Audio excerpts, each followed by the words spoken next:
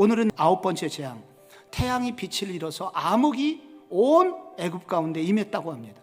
고대 시대의 태양은 희망 자체였습니다. 그래서 이 해가 빛을 잃어버린 것은 고대 사회에서 그것은 공포였고 죽음과 같은 일이었습니다. 애굽인들이 최고로 섬기는 최고의 신이 있었습니다. 그것이 태양신이었고요, 태양신의 이름을 라라고 그렇게 불렀습니다. 이 라신이 애굽을 지켜주고 있었다고 믿었습니다. 그들은 애굽을 통치하기 위해서 정치 이념이 필요했습니다.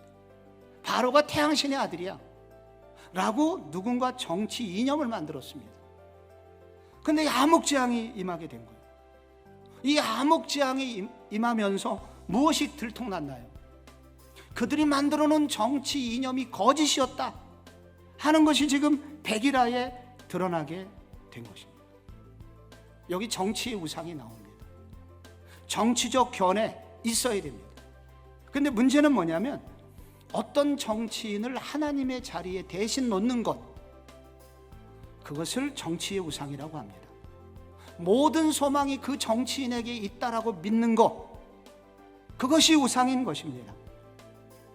혹은 자신의 정치적 목적을 이루기 위해서 하나님을 이용하는 사람들, 그 사람들은 바로 우상화 작업에 동참하는 사람들입니다.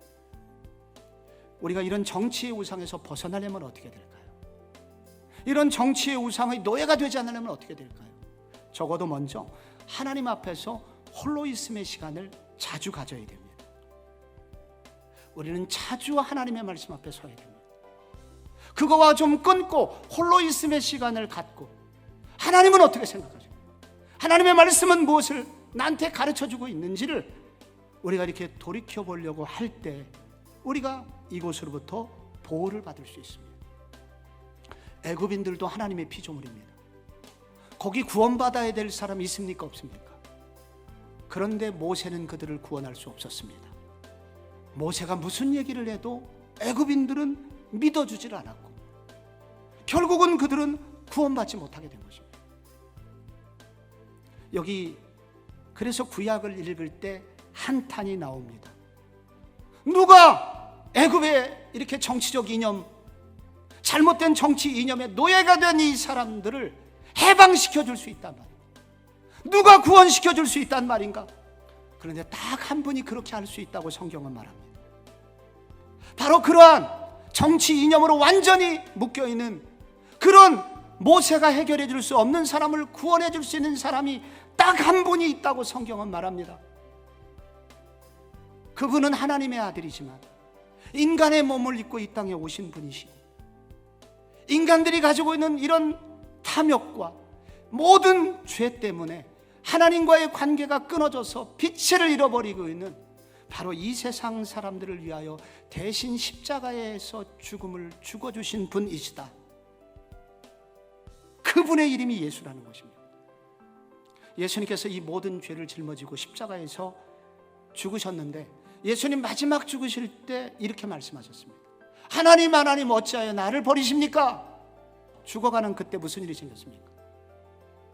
온 땅에 어둠이 임했습니다. 완전한 어둠이 여러분 십자가 주변에 이스라엘 전체에 임하게 되었습니다. 그 어둠이 의미하는 바가 무엇일까요?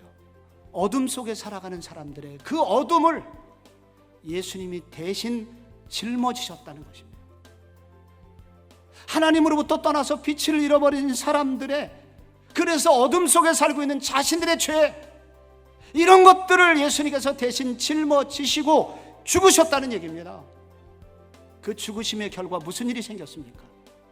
하나님께서는 바로 그 순간 우리들에게 재앙 대신에 축복의 선물을 주시는데, 어떤 축복을 주시나요? 우리 모두를 하나님의 아들과 딸로 받아주신다는 것입니다. 우리가 이렇게 예수 안에서 우리가 서로 다른 사람들을 관용하고 포용하고 내가 가진 것을 그리스도의 은혜 가운데서 깨뜨려서 서로 나누고자 할 때, 주님께서 우리를 통해서 이 땅을 변화시키시고 이 땅을 하나 되게 하시는 일에 우리 교회 공동체를 사용해 주실 것입니다. 그런 자녀들에게 정말로 넓은 마음을 주셔서 세상을 섬기는 위대한 인물도 교회로부터, 그런 가정으로부터 나오게 될 줄로 믿습니다.